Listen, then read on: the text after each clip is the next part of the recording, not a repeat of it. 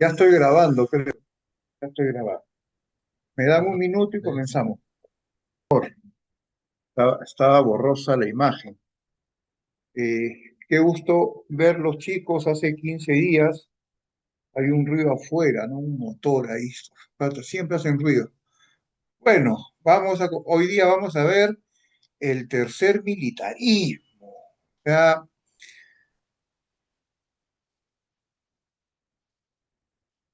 unos monstruos bien feos, ¿ah?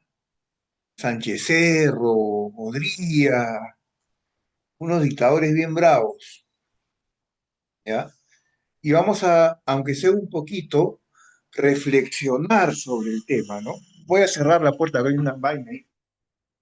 No, no, déjalo. Ya está. Ya, ahora me molesta menos. Vamos a conversar por qué tanta dictadura, pues, ¿no? Eso ha impedido, pues, que se consolide la democracia. O sea, hay que reflexionar un poco, todo no es aprenderse los datos, ¿no? Hemos elegido presidenta, mujer, ¿no? Y la preocupación de muchos es, ¿será democrática? ¿Será autoritaria? ¿Y por qué? O sea, no tendría por qué haber la preocupación. O sea, los presidentes, si son elegidos, deberían ser democráticos, pero no es así. Y no lo digo por la señora Fujimori en general. O sea, existe la tendencia a no ser autoritaria, a ser autoritaria. ¿Por qué? Porque no hay cultura democrática. Pensemos en eso ahora que vamos a estudiar esta clase, ¿ya? Siempre me gusta analizar. Está todo perfecto. Uf, este es un tema lindo. Hablando del tiempo. El tercer militarismo, 1930, hasta el 39, no, nomás lo extiende. Bueno, 30-39, entonces, ¿no? Son los gobiernos posteriores al oncenio de Leguía, que me imagino deben haberlo visto con algún profesor que me haya reemplazado o conmigo, ¿no? Lo que hemos dejado de hacer es una clase de historia universal. Entonces, y se llama tercer militarismo porque son presidentes militares muy autoritarios. Pero cuando nosotros veíamos el siglo XIX, hablábamos de los caudillos militares. El caudillo militar es un hombre a caballo, el antiguo caudillo militar. Este no, este es un militar de a pie, es un hombre que tiene el ejército, un hombre que copa todas las instituciones, un hombre al que lo apoyan los tanques, ¿no? Lo digo con todo respeto, ¿ah? Yo sé que en todas mis secciones estudian jóvenes que son de la familia militar o policial, ¿no? Los papás, con todo respeto. Yo estoy hablando de la relación entre las Fuerzas Armadas y la política, ¿no? O sea, ¿por qué se han metido tanto las Fuerzas Armadas en la política? Es un tema que yo cuestiono como historiador, ¿no? Independientemente de que las personas de las Fuerzas Armadas tengan un rol y puedan ser muy honorables. Yo no estoy poniendo eso en duda. Cuestiono la injerencia de los militares en lo que debería ser el poder civil. Justo Estados Unidos ha cumplido 250 años, que es con todos sus problemas, pero es un ejemplo de un país que ha vivido prácticamente siempre en democracia y siempre con gobernantes civiles, ¿no? Bueno, bien, entonces fueron muy autoritarios y tuvieron influencia del fascismo, y sobre todo del fascismo italiano, porque el fascismo de Mussolini en Italia se instauró en 1922, mientras que Hitler llegó al poder recién en 1933. Aquí hubo partido fascista, fue el partido precisamente Unión Revolucionaria de Luis Sánchez Serra. Vamos a ver. Cayó Leguía el año 30, cayó aparatosamente, lo sacó Sánchez Cerro, este señor de acá, teniente coronel, y asumió asumió el gobierno Sánchez Cerro por golpe de Estado, pero la gente no aceptaba. La gente estaba contenta porque se había comprado la porquería, menos después de la crisis de 29, seguía, se quedó sin contratos, entonces la gente estaba. Por ese lado estaban contentos, pero no con que el Pata no con que Sánchez Cerro haya dado un golpe de Estado, ya, yo soy presidente y me quedo. No, espérate. Entonces tuvo que dejar el gobierno y se lo otorga a una junta nacional que fue presidida por David Samanez Ocampo. Esta Nacional de Gobierno creó el Jurado Nacional de Elecciones, que ahora estaba en boca de todos. Entonces, acuérdense ustedes que la Junta Nacional de Gobierno de David Samanez Ocampo ya creó el Jurado Nacional de Elecciones y convocó a elecciones el año 31. Y en esas elecciones participaron dos candidatos, hubo cuatro en total, pero lo que importa saber es que hubo dos candidatos. Luis Sánchez Cerro, este señor, por la Unión Revolucionaria, que después se convirtió en partido fascista y que representaba al Perú conservador, representaba a la oligarquía, fuerzas armadas y a la derecha, pues en general. El otro candidato que venía pues con ideas nuevas, no era comunista, pues, pero plantear la democracia cuando no había, era pues revolucionario, o sea, ¿no? Plantear el gobierno civil era revolucionario y además planteaba reforma agraria. Entonces, uy, este hombre, en esa época, uy, el diablo, qué horror, qué atroz. Víctor Raúl Ayala Torre, el fundador de el Partido Aprista Peruano o Alianza Popular Revolucionaria Americana. Y esta campaña fue bien paja, elecciones de 1931, fue la primera campaña moderna, con mítines, con propaganda en la radio, con marchas, pósters, ¿no? Todo con la tecnología, anuncios en el cine, todo con la tecnología de la época, pero fue la primera campaña y después todas las campañas han sido más o menos así, ¿no? Bueno, a- ahora hay un elemento que cambia todo, que es redes sociales, ¿no? Fíjense Ricardo Belmont cómo trepó porque su hija, que es youtuber, influencer, ¿no? Se metió y ¡buf!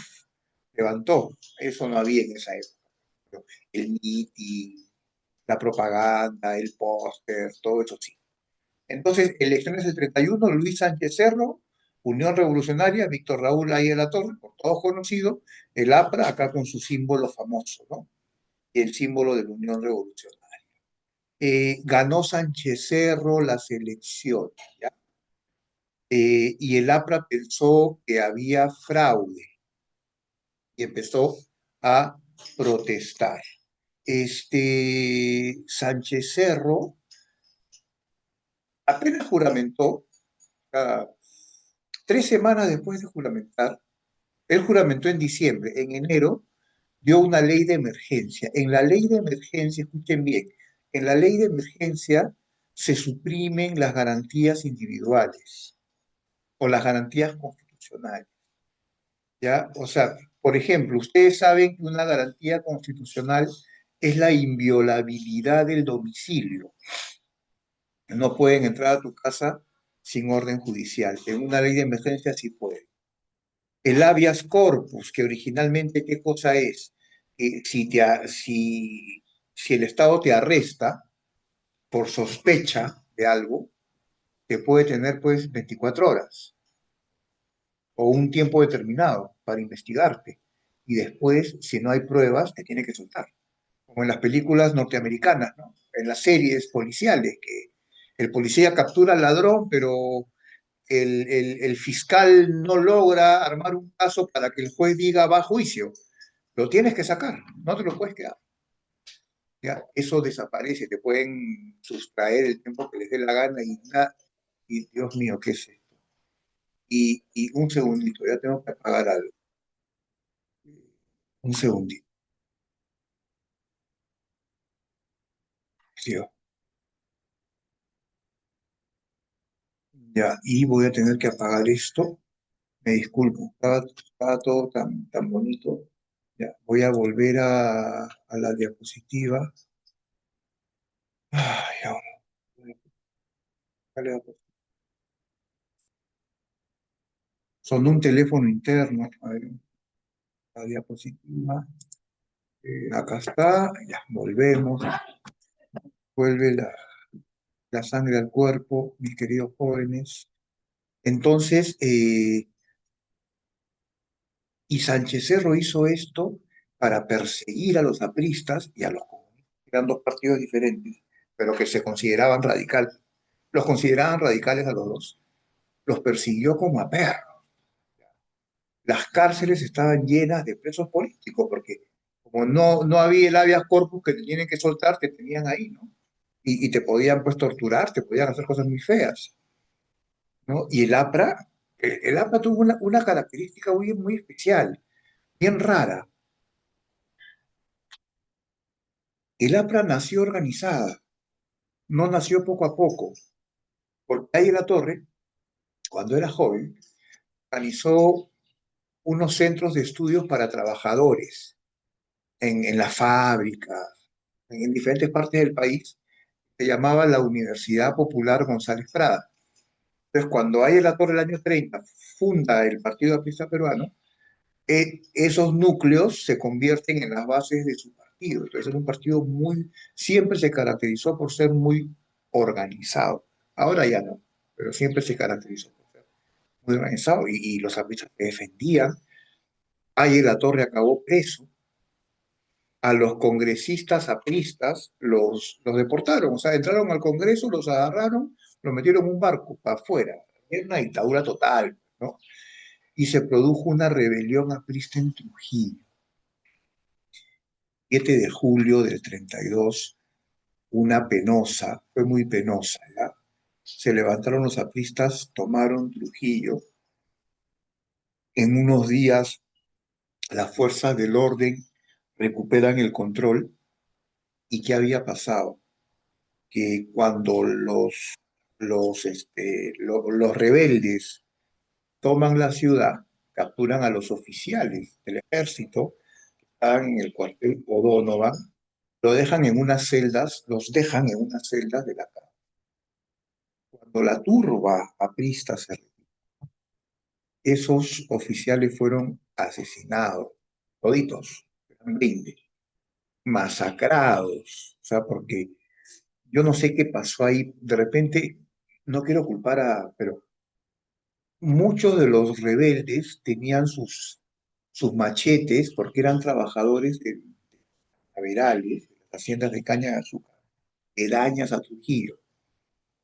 Yo no sé qué pasó, pero cuando los militares vieron eso, también se callaron y comenzaron a fusilar a pristas en las ruinas de Chan. Pues aquí, por ejemplo, estamos viendo las ruinas de Chan Chan y estamos viendo el fusilamiento y esta mano que tienen así levantada, estos señores, era el saludo de los artistas. Y bueno, se aprobó la Constitución de 1933 cuando en el Parlamento ya no había apristas ni nada, pues los habían votado en un barco, y se aprobó que el Partido Comunista Peruano y el APRA estén fuera de la ley porque se les consideraba partidos internacionales.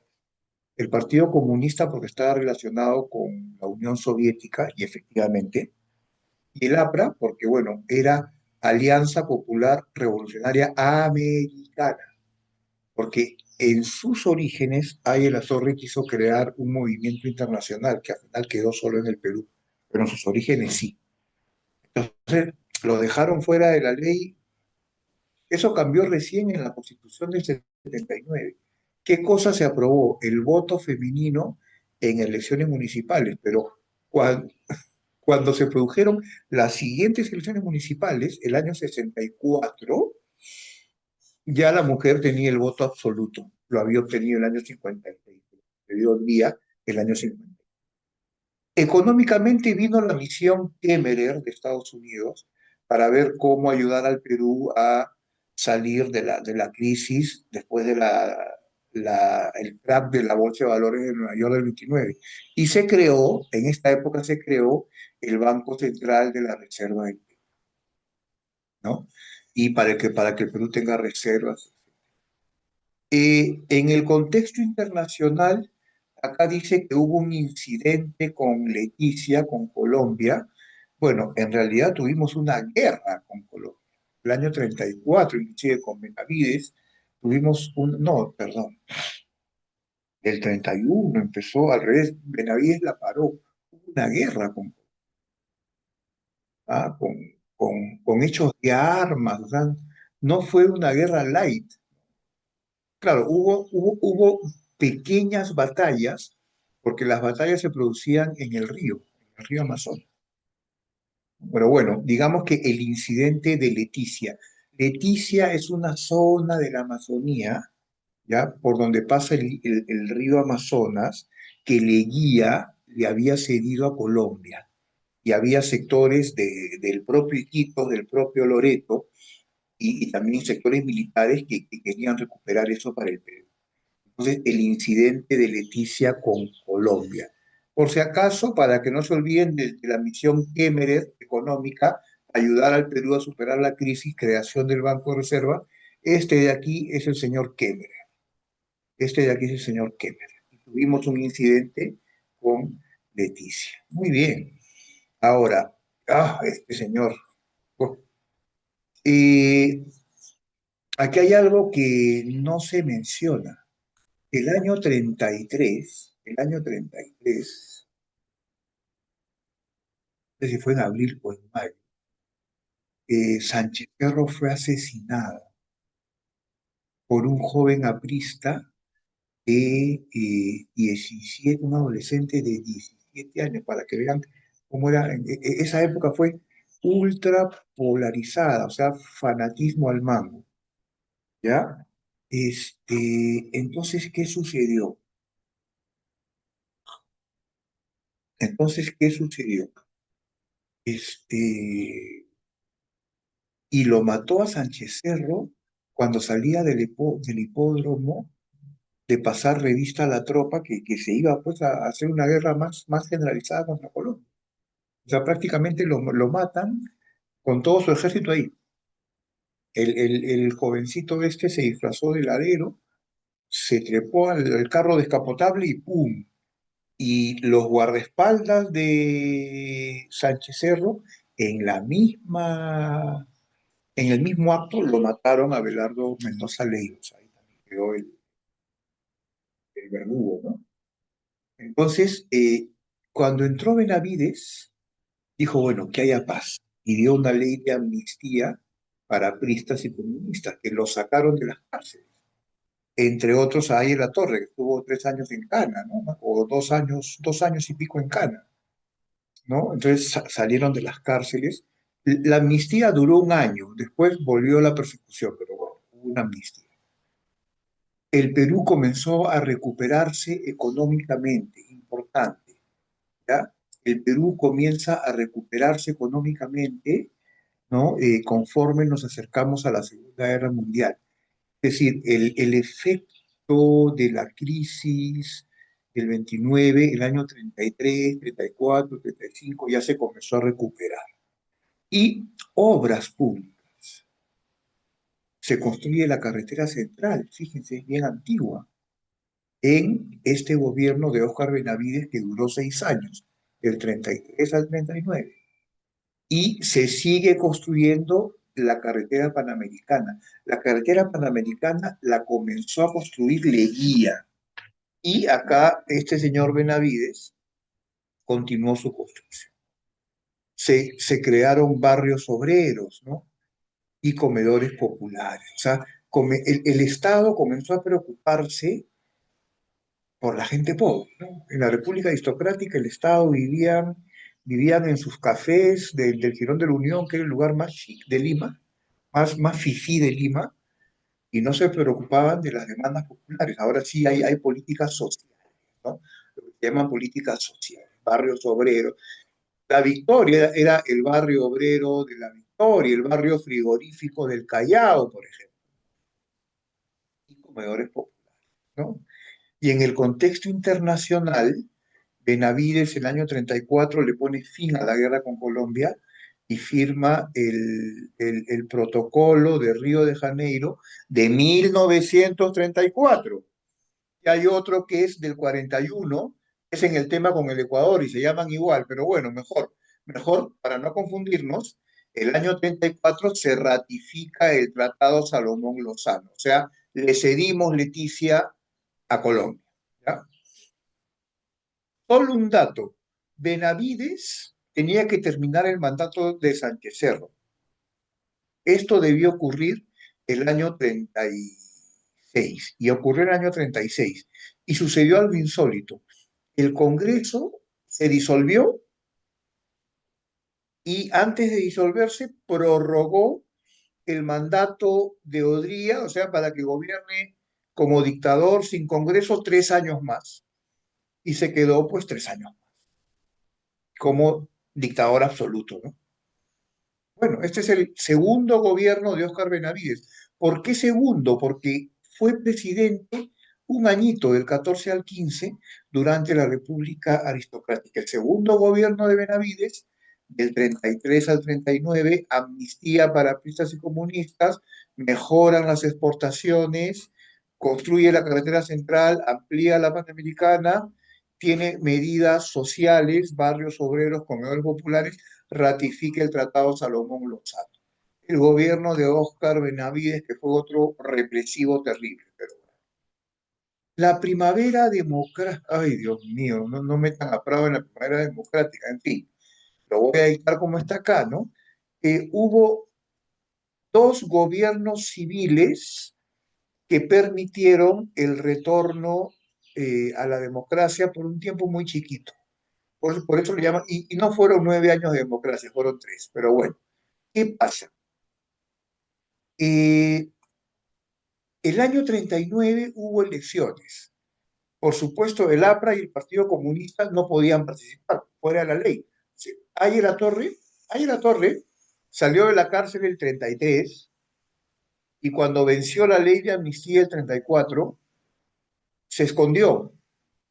Estaba escondido en casas, en Jesús María, ¿ya? Y estuvo escondido del año 34 al año 45, 11 años metido en casas, perseguido. Y venía de comerse 2 años en cana, o 2 años y medio. O sea, tuvo una vida bien especial ese señor, ¿no? Y no se le puede negar que lo persiguieron duro, ¿no? Bueno, comprado esto continuó. O sea, el APRA continuó siendo ilegal, por eso yo no considero, a ver, la diferencia entre Prado y Benavides y Sánchez Cerro es que Prado era civil. O sea, en los gobiernos de Sánchez Cerro y Benavides gobernaba el ejército con apoyo de la oligarquía, de los sectores económicamente altos, ¿ya? Con Manuel Prado, del 39 al 45, gobierna la oligarquía con apoyo de los militares. La diferencia es que el presidente es civil, pues, ¿no? Y es un poco más, fue un poco más suave, pero igual no era un gobierno democrático. El APRA y el Partido Comunista estaban fuera de la ley, había presos políticos y todo lo demás. Bien, muy importante del primer gobierno de Prado es que miren las fechas. A ver, ¿con qué coinciden estas fechas? ¿Quién me lo pone en el chat para ver si me están escuchando? Con qué coinciden estas fechas? ¿Con qué evento histórico? Acá, acá, llegaron. La Segunda Guerra Mundial. O sea, Prado coincide exactamente con la Segunda Guerra Mundial. Exactamente. ¿Y qué cosa hizo Prado? Aunque usted no lo crea, le declaró la guerra a Hitler. Así que el Perú le declaró la guerra al eje, a Alemania. Entonces, podemos decir que Alemania, en la guerra, fue derrotada por Estados Unidos, Inglaterra, la Unión Soviética y el Perú. De verdad. En realidad, 60 países se unieron y apoyaban con lo que podían, ¿no? El Perú permitió instalación de bases militares, deportó a los japoneses, que es todo un tema. En el Perú había una colonia, ni seis fueron deportados, es todo un tema. ¿Y saben lo que hizo el Perú? Congeló el precio del cobre. O sea, porque claro, había harta demanda por la guerra, las armas se hacen con cobre, o se hacían con cobre. Entonces, el precio por las nubes, no, te lo dejo acá nomás, para que tengas un respiro y así yo apoyo el esfuerzo de los países aliados. Es la participación peruana en la Segunda Guerra Mundial. Pero primer gobierno de Prado es el Perú de la Primera Guerra Mundial. Económicamente mejoran las exportaciones, igual mejoran las exportaciones, el Perú tiene plata. Y se crearon corporaciones de desarrollo, Amazonas, Corpac, que ahora una zona de Lima se llama Corpac, ¿no? Y que tiene que ver con los aeropuertos y tal, y el SANTA, Corporaciones de Desarrollo. Amazonas para el río Amazonas, Corpac para la aviación y el SANTA para la agricultura. Y hubo un censo el año 40, el que fue el primero del siglo XX y que arrojó que éramos 6 millones de peruanos. En el censo del año 40 se arrojó que eran 6 millones de peruanos. Este señor aquí, chiquito, menudito, flaquito, este es Manuel Prado Ugarteche, ¿no? Un hombre de cuna de oro, pero políticamente hábil, ¿ah? Era un hombre bastante hábil políticamente. Bueno, la guerra con el Ecuador, ¿no? Ya quiero que vean el mapa, porque quiero que entiendan un poco la historia de esto. Desde tiempos de la independencia, ¿ya? Ecuador dice que estos territorios en verde claro, fíjense aquí, Tumbes, Jaén y todo esto que es Maynas, debía corresponderles a ellos. Señalan algunos tratados, yo no sé. El asunto es que en la praxis esos territorios siempre han sido peruanos. Y tengo que decir más. O sea, en el siglo XIX cedimos territorio a Ecuador. O sea, Ecuador ha avanzado. El Ecuador era más o menos esto. Y todo esto se lo dimos en otros momentos, todo esto, ¿no? Y sus principales minas y petróleo están en la zona que le cedimos. En fin. Entonces, ellos siempre han reclamado esto y atacaron Aguas Verdes por Tumbes. Hubo una batalla de Zarumilla, también por Tumbes, por allí, victoria peruana, y tomamos una provincia ecuatoriana, que es la provincia del Oro, ¿no? Que es acá, ¿no? Que es un poco fronteriza, ¿no? Al final se firmó el protocolo de paz, amistad y límites de Río de Janeiro, que fijó esta frontera que ustedes ven acá y que es muy parecida a la paz de Itamaraty con Fujimori de 1998. No es exactamente igual, pero es muy parecido. Eh, Ecuador, claro, siguió insistiendo, hizo una guerra el 81, 1981, cuando era presidente de la UNTE, hizo una guerra cuando era presidente Fujimori, el 95, pero el 98 se estableció un protocolo que ya, o sea, ya tenemos un protocolo aceptado por las dos partes que establece que la frontera es la que es desde el año 42 por lo menos, y también tenemos desde el año 2011 intercambio de notas diplomáticas, esto fue Alan García, tenemos también frontera marítima con Ecuador, lo cual, por cierto, como YAPA, nos apoyó durante el conflicto con Chile en La Haya, ese conflicto marítimo que hubo, nos ayudó. Aquí hay soldados peruanos. En esta guerra es donde se inmoló el héroe de la aviación peruana. ¿Cómo se llama este hombre que estrelló su avión contra un puesto ecuatoriano? Se me ha olvidado el nombre. ¿Quién me lo hace recordar? ¿Cómo se llama? José Quiñones. Vuela alto, José Quiñones. Muchas gracias, amigo. Muy bien, entonces acá está, ¿no? Hoy a las 2 se firmó el acuerdo ecuatoriano-peruano, ¿no? Y ese es un periódico ecuatoriano, es interesante, ¿no? Las fuerzas peruanas saldrán dentro de 15 días de nuestro territorio. Porque, claro, habíamos invadido el oro, pero habíamos invadido porque ellos nos atacaron primero. Bueno, ahí quedó la cosa. Vino el gobierno y ¿qué pasó?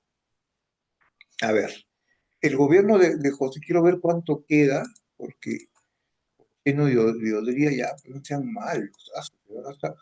Su Velasco, están locos. Bueno, vamos a ver qué hacemos. Yo pensé que era menos, pero bueno, a ver, acá está Bustamante y Rivero, quiero ver 3:27, tenemos tiempo.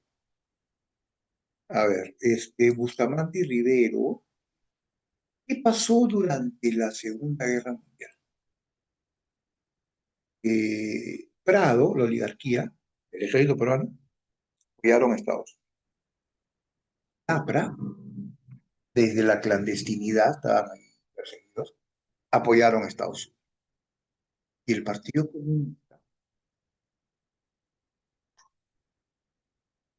peruano también apoyó a Estados Unidos. ¿Por qué el Partido Comunista peruano apoyó a Estados Unidos? Porque acuérdense, a ver, ¿quién estaba aliado con Estados Unidos en la Segunda Guerra Mundial? ¿Quién me lo dice? Para que haya participado. Y que explica que el Partido Comunista peruano también apoya a Estados Unidos. ¿Qué país estaba metidazo en la guerra? A ver, la Unión de Repúblicas Socialistas Soviéticas. Obviamente, el Partido Comunista del Perú, que era la sección peruana de la Internacional Comunista de la Unión de Repúblicas Socialistas Soviéticas, iba a apoyar. Entonces, ¿qué pasa? El año 45, oye, ya pues, ¿no? Hay que democratizar el Perú, que participe en el APRE, el Partido Comunista. Salen de la, vuelven a ser legales, salen de la persecución. Ahí la Torre sale por fin a la calle, tranquilo, después de 11 años, ¿no? Pero también le dicen a Águila Torre, ya, ok, pero tú no puedes postular a la presidencia, tú estás vetado. Tu partido puede postular si se cambia el nombre, porque como APRA no puede, porque es internacional, pues, o sea, cámbiate el nombre, pero tú no, presidente no. Así era en esa época, o sea, andas a quejar al jurado nacional, no, eso lo decidían, se reunían Prado, Benavides, ahí en la torre conversaban, ya esto es así, ya está. Bueno, entonces, como hay actores no podía postular, como el APA no podía postular, se creó el Frente Democrático Nacional. El Frente Democrático Nacional lo constituían, la mayoría era el APRA, pero también había una tercera parte que eran intelectuales, no apristas, pues, ¿no? Por ejemplo, Fernando Belaúnde Terry fue diputado por el Frente Democrático Nacional, ¿no? Entonces, y bueno, en las elecciones había dos candidatos, uno de ellos era Bustamante y Rivero, y ganó Bustamante y Rivero lejos. Y el APRA llega a ser cogobierno. La mayoría de la mayoría oficialista en el Congreso eran apristas. Entonces, caramba, llegaron, ¿no? Pero el APRA era un partido muy perseguido, que solo conocía defenderse y que le resultaba muy difícil negociar, inclusive ahí en la torre. Entonces, prácticamente se dispararon a los pies, lo fastidiaron a Bustamante y Rivero, le impusieron políticas económicas equivocadas y ese gobierno colapsó. Y vino el golpe de Estado terrible de Manuel Odría el año 40. ¿no? La oligarquía, había inestabilidad, la oligarquía apoyó el golpe, y el general Odría fue presidente y fue presidente del 48, 46, se quedó 8 años y gobernó con mano de hierro. Ahora, mientras tanto, con Bustamante y Rivero cayeron las exportaciones, o sea, hubo una situación difícil. ¿Por qué? Porque había terminado la guerra, pues entonces, claro, durante la guerra las exportaciones al tope, pero imagínense, terminó la guerra, ¿verdad? La Segunda Guerra Mundial acabó con la mitad de la capacidad productiva del mundo. Repito, con la mitad de la capacidad productiva del mundo. O sea, Unión Soviética, Francia, Alemania, toda Europa, Inglaterra, todo destruido. Entonces bajan las exportaciones y el Perú tiene menos plata. No la pasamos bien en esta. Se creó la empresa petrolera fiscal, que es el antecedente de Petroperú. Tuvimos una empresa petrolera, ¿no? Se aprobó, y ahí está la influencia social del APRA, si quieren, ¿no? La Ley de Educación Secundaria Gratuita. Fíjense, recién en el gobierno de Bustamante y Rivero, años 45 a 48, se aprobó la Ley de Educación Secundaria Gratuita. El año 47, a ver si se acuerdan de esta, se aprobó el Decreto Supremo 781, que es el decreto de las 200 millas marítimas. A partir de ahí comenzó el tema de las 200 millas marítimas con Bustamante Rivero. También lo aprobó Chile, y también después lo aprobó Ecuador. ¿Y por qué lo aprobaron? Porque, como hasta ahora vienen los chinos, ¿no? Las flotas chinas a llevarse todo lo que puedan, ¿no? Venían pues las flotas y estaban al lado de la costa, ¿no? Por ejemplo, la flota de un gran millonario norteamericano, no, griego creo que era, pero afincado en Estados Unidos, Aristóteles Onassis, ¿ya? ¿No? Entonces, pues, de ahí que estos países, que eran países tercermundistas, dijeron, no, oye, ¿sabes qué? Hasta las 200 millas es mi mar territorial. Y eso después lo adoptó el mundo con la Convención del Mar, el año 82, 200 millas, solo que no de mar territorial, sino de zona económica exclusiva, le cambiaron el nombre. Bueno, eso fue lo que vino después. Entonces, se aplicó una ley del Yanaconaje, o sea, eso también lo impulsaron los apristas. Como había muchos campesinos que todavía los hacían trabajar gratis en el Perú, que era increíble, ¿no? Explotación total, se Yo aprobó no que se les... puedo creer que siendo tan inteligente ¿Pueden apagar debo eso? comprar por ¿Pueden esta apagar eso, por favor? tengo que contarte y alertarte. Ay, de que son una demente serpiente. Así que vete. Ya, bien. Entonces, estábamos en la ley del llanaconaje, que era una ley para que a los campesinos les paguen salario, ¿no? Con las políticas sociales de Bustamante y Rivera. Bueno, el gobierno de Odría, que fue una dictadura militar terrible, ¿no? O sea, muy represiva, con tortura, con cosas muy feas, entró y aplicó su ley de seguridad interior, como la ley de emergencia de Sánchez Cerro, para perseguir como a perros a apristas y a comunistas, ¿no? Al final de este periodo surgieron dos partidos políticos nuevos, clase medieros. Acuérdense, la Democracia Cristiana y un partido que todavía existe, Acción Popular de Fernando Belaúnde, ¿ya? Económicamente al comienzo nos fue bien por la guerra de las dos Coreas. En la Guerra Fría Corea del Sur contra Corea del Norte, el comunismo, entonces el precio del cobre, otra vez el tema de las armas, ¿no? Se fue arriba y con eso Odría hizo un montón de obra pública, el Estadio Nacional, el Hospital Rebagliati, las unidades escolares, todo eso hizo Odría, ¿no? Porque fue bien, ¿no? Le fue bien. Hasta que acabó la guerra de Corea en 53 y Odría entró en crisis porque ya no tenía las materias primas por los cielos, ¿no? Y claro, vino una misión Klein también para ayudar al Perú y el modelo económico peruano fue básicamente exportador primario, como ahora, ¿no? Tema del cual no logramos salir. Ya comienza la migración del campo a la ciudad. Se crean las llamadas barriadas. En esa época se llamaban barriadas. Velasco le cambió el nombre por pueblo joven, porque consideraba que barriada era muy peyorativo, ¿no? Y Odría tuvo una política asistencialista, ¿no? O sea, fueron a ayudar, ¿no? O sea, iban, ponían la pista, ponían el agua, ponían o les daban trabajo, un poco como Fujimori también hizo lo propio en su gobierno, ¿no? Se ocupó de estos sectores migrantes. Y aparece el fenómeno de la cholificación, que no es peyorativo, ¿no? En esa época aparece, es la época de las carpas, ¿no? O de los coliseos, el coliseo tal donde se presenta a cantar cantantes vernaculares antiguos, ¿no?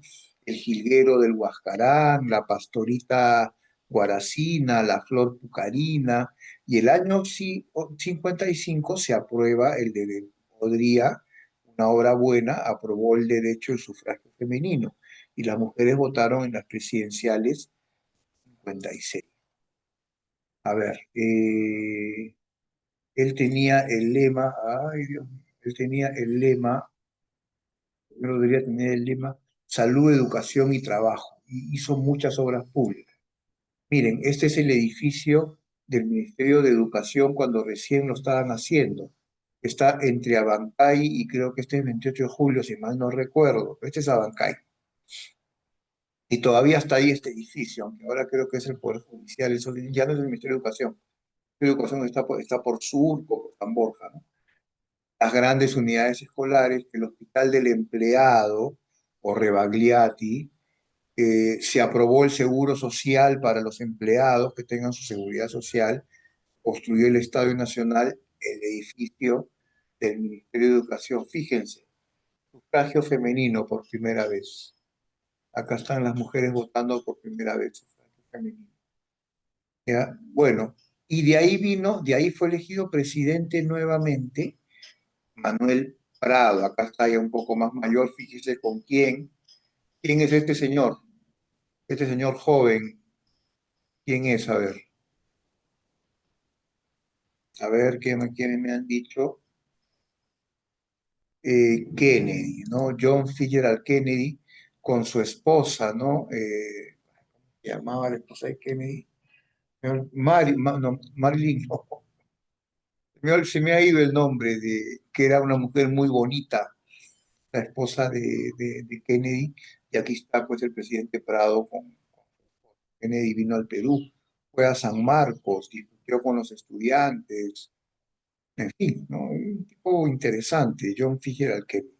Bueno, Manuel Prado era, otra vez el APRA no podía postular, tampoco el Partido Comunista, había tres candidatos, ¿ya? Prado, Belaúnde por primera vez, y Hernando de la Valle, que era el candidato de Odría. ¿Ya? Había dos de derecha y uno progresista, que era Belaúnde en esa época. Y el APRA apoyó a Prado. O sea, el APRA no podía participar, pero los apristas eran un montón y sí podían votar.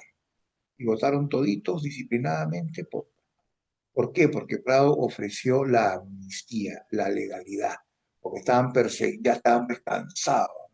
Esta fue la última persecución del APRA, pero si seguimos toda la historia, Leguía, Sánchez Cerro, Benavides, Prado, Odría, o sea, tenemos 30 años de persecución ahí.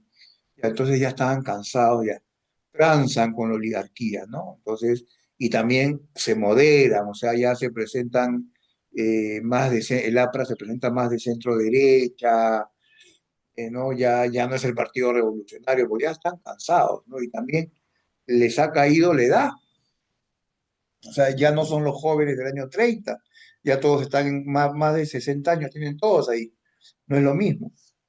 Bueno, entonces el APRA le brindó los votos a Manuel Prado a cambio de la legalidad. Representó los intereses de la burguesía industrial aliada a Estados Unidos, ¿no? En este periodo se produjo la Revolución Cubana, solo mencionarlo. El año 59, Fidel Castro, el Che Guevara, la Revolución Cubana. Se produjeron también tomas de tierras, comenzaron en el Perú las tomas de tierras en el Cusco, lideradas por un señor que se ha muerto hace poco, hará un par de años, de cerca de 90 años, Hugo Blanco Galdós, que fue guerrillero, que después fue congresista, y al final ya era un señor así, con barba blanca, un poco como yo, ¿no? Con su sombrero campesino que iba a las marchas, caminaba. La gente de izquierda lo respetaba porque lo tenían como un tótem, ¿no? Como alguien, en fin, un hombre con una trayectoria muy larga, ¿no? Hugo Blanco toma tierras en el Cusco, ¿no? Se promulgó la ley de promoción de la industria, había la intención de promover la industria nacional, no resultó. Comenzamos a avanzar en la industria de pescado. ¿En qué ciudad del norte del Perú comenzó a desarrollarse la industria de la harina de pescado? A ver, joven,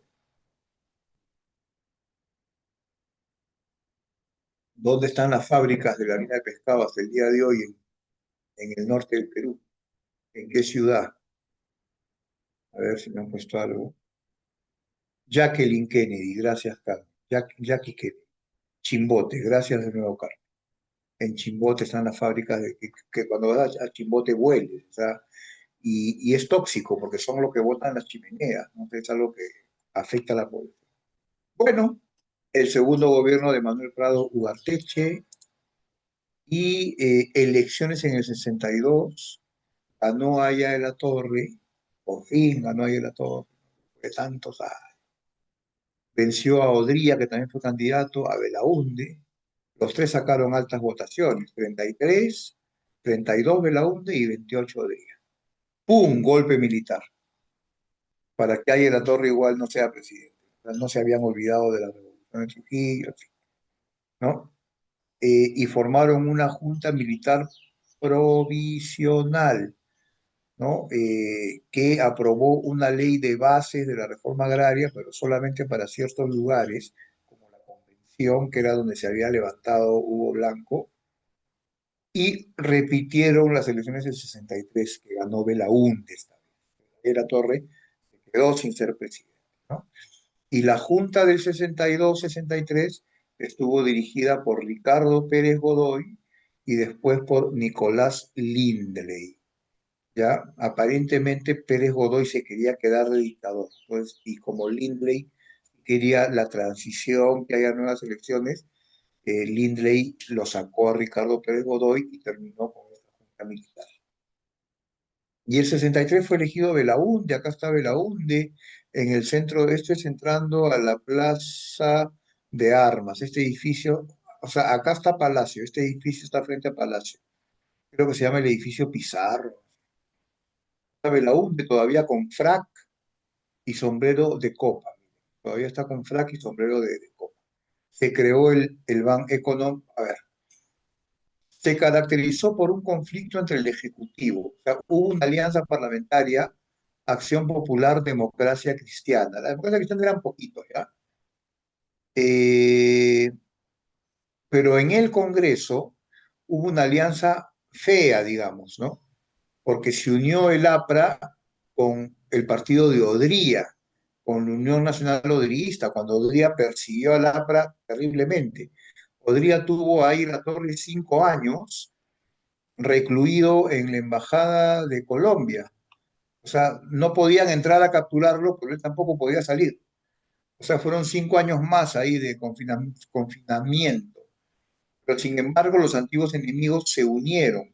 A eso se le llamó superconvivencia, alianza del APRA y la Unión. Uno es Unión Nacional Odriguista, la superconvivencia. Esto se llama superconvivencia, ¿ya? Y pero lamentablemente se unieron para fastidiar a Belaúnde, o sea, para hacer una oposición destructiva y no dejarlo gobernar, ¿no? Y eso fue y eran mayoría.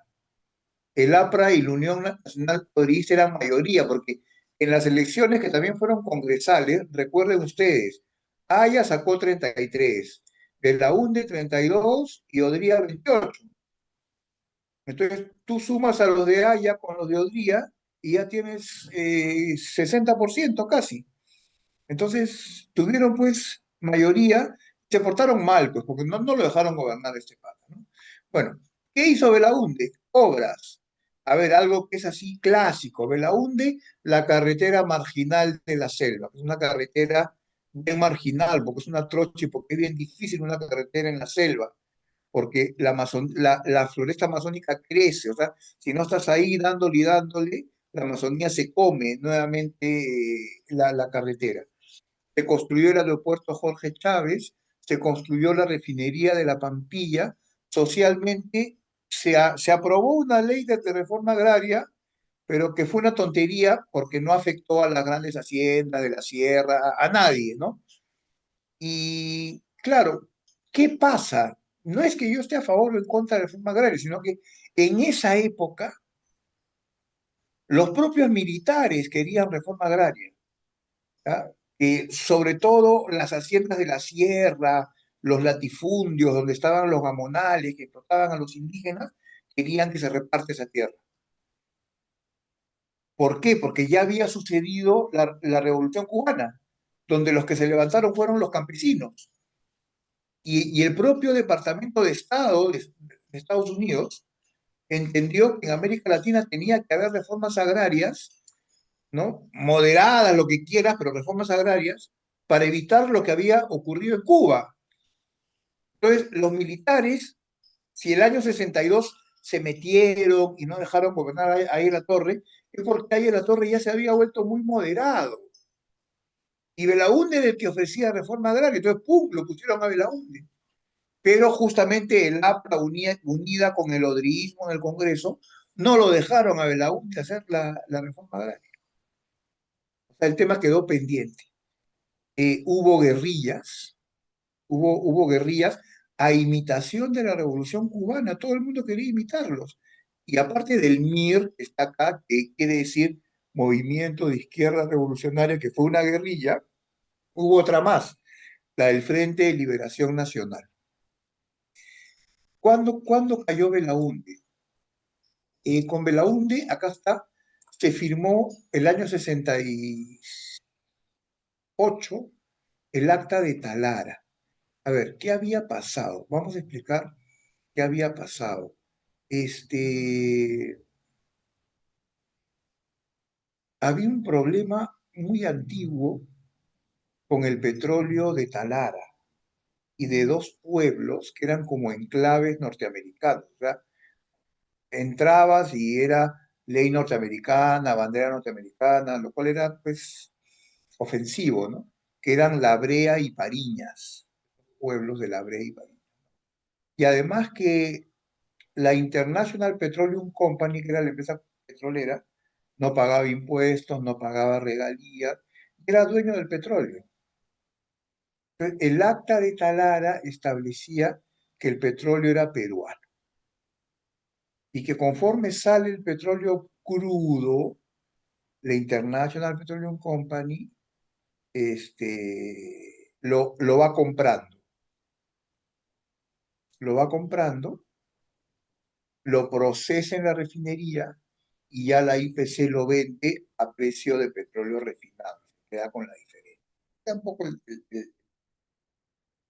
el problema es que al contrato se le perdió una página, hasta abajo, la página 11. Fue el escándalo de la página 11 y dijeron que Belaúnde era un traidor, qué cosa dirá esa página, qué cosa no dirá, y hasta que hubo vino el golpe de Estado de Velasco.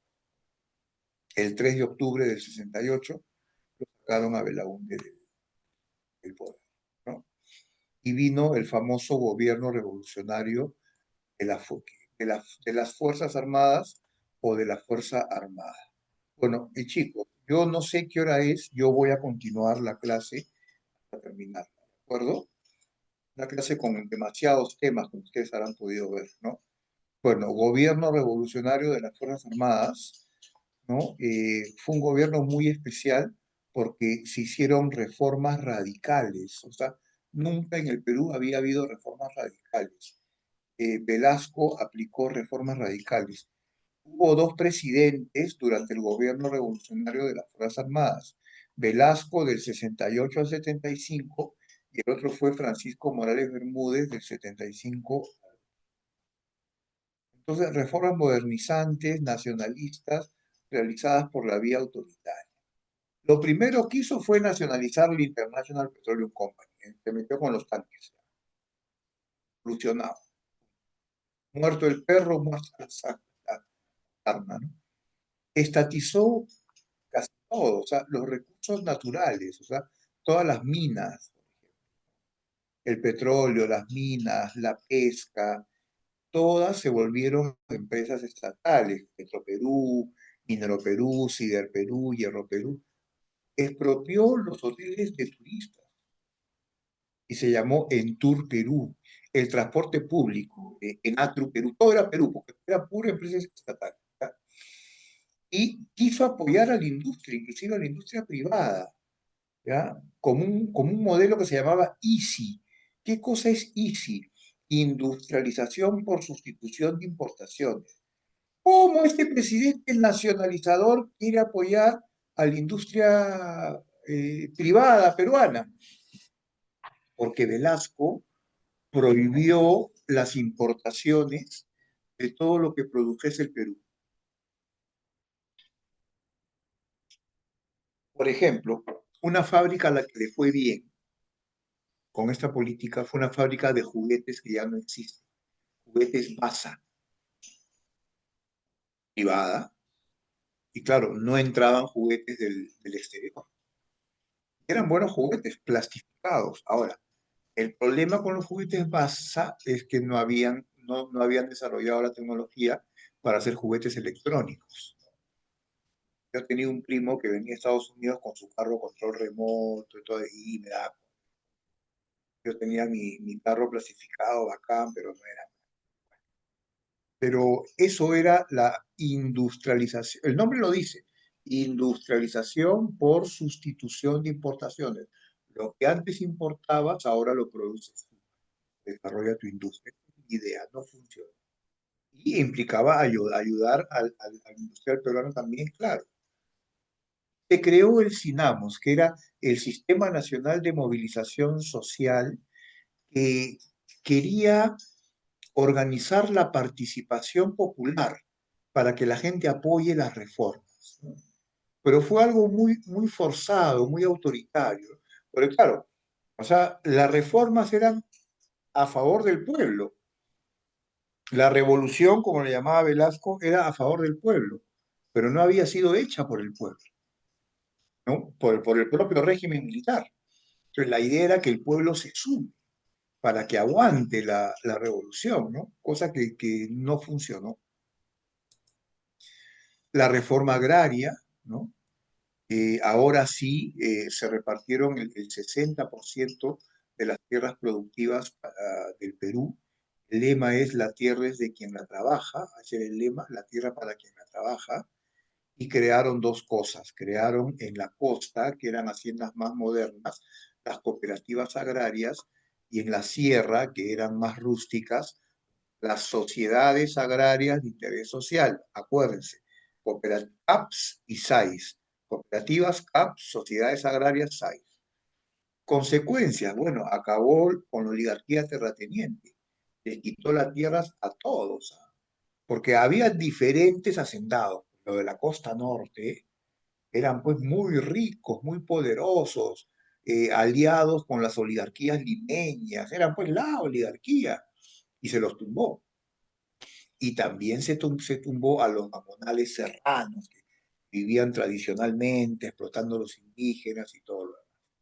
Controló los medios de comunicación, ahí ya el gobierno estaba de capa caída, ¿Por qué hubo una crisis mundial en el 73? Porque los países árabes embargaron el petróleo. Y eso generó una crisis económica y eso se tumbó a Velasco, ¿ya? Entonces, como ya los medios de comunicación le estaban haciendo mucha oposición a los periódicos, nacionalizó los periódicos el año 74, ya había una crisis generalizada por la caída de las exportaciones, había protestas, ya se le estaba yendo de las manos, y además en enero del 73 a Velasco, esos datos se los doy yo, tuvo un aneurisma abdominal, no me pregunten más, el asunto es que le amputaron una pierna, pero ya no era el mismo, de hecho se murió de eso el año 77, o sea, ya no era el mismo. Y entonces, en agosto del 75, este señor, Francisco Morales Bermúdez, le da un golpe de Estado a Velasco y Francisco Morales Bermúdez es más moderado. O sea, las reformas no desaparecen, pero tampoco las profundiza, ¿no? Comienza a eliminar subsidios, ¿no? Es un subsidio cuando el Estado, o sea, el pan cuesta 30 centavos, ¿no? Y ahora cuesta 20 centavos, 10 centavos los pone el Estado, está subsidiado. Comienza a eliminar subsidios, porque los subsidios los terminó de eliminar Fujimori, todavía falta tiempo para esto, ¿no? Hubo desabastecimiento de alimentos y finalmente el año 78, cuando el gobierno ya se quería ir, dijeron vamos a hacer una nueva asamblea constituyente y hubo elecciones, ¿no? Y es muy curioso, ahí sí pudo postular a La Torre, ya viejito, enfermo con cáncer terminal, y ahí La Torre fue elegido presidente de la Asamblea Constituyente. Entonces, fue la única vez que fue elegido para algo. Tenía 83 años, fue la única vez que fue elegido para algo. Estaba enfermo terminal, juró, o sea, dio el discurso de instalación de la Asamblea Constituyente, asistió hasta la mitad de los debates, o sea, hasta fin de año, porque fue de julio del 78 a julio del 79. Pues ya no, porque estaba muy enfermo y se murió el 2 de agosto de 1970. Personaje singular, bueno, malo, con contradicciones, pero un personaje pues protagonista, ¿no? Desde el siglo XX, que es Saya la Torre. Muy bien, y en virtud de la Carta Magna o Constitución del 79, que estableció el sufragio universal, ya votan todos, y bajó la ciudadanía a los 18 años, antes era 21, ojo, ojo, sufragio universal y ciudadanía a los 18 años. Y en el año 80, las elecciones presidenciales, que todo el mundo pensaba que iba a ganar el APRA, porque y todo lo demás, pero se había muerto ahí en la torre. Detalle. El candidato del APRA, que se llamaba Armando Villanueva del Campo, no era un candidato. Y Belaúnde, que era muy capo, era pues un buen político, le encantaba hablar con la gente, sabía llegar, ¿no? Y fue elegido presidente del Perú nuevamente, Fernando Belaúnde. Qué bravo. Esta clase merece hacerse en más sesiones. Claves: 1D, 2D, 3A, 4B, 5E, 6D, 7C, 8D, 9C, 10A. Voy a pasarles una cosita. Espérense, todavía no se vayan. Voy a pasar una cosita. No sé si la tengo. Sí la tengo. Acá, ya.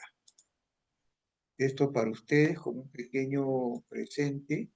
Este es un artículo que salió ayer en El Comercio, donde me entrevistan a mí acerca de Thomas Jefferson y los 250 años de la independencia. Ahí se los dejo. Se supone que las claves son de lo que he dictado, ¿no? Eso es lo que entiendo. Bueno, jóvenes, nos hemos pasado un cuarto de hora gracias a la resistencia que se ha quedado hasta el final y conmigo, porque deben faltarnos dos sesiones. Conmigo nos vemos el próximo lunes. Chao, chicos. Gracias por todo. Cuídense. Pasenla Hasta luego, bonito. Chao. profe. Feliz día. Hasta luego. Gracias por el feliz día. Gracias. Gracias por sus saludos, chicos. Qué bueno que se acuerden. Muy amables. Ahora sí, hasta luego. Gracias, chicos. Me han emocionado. Chao. Recording stopped.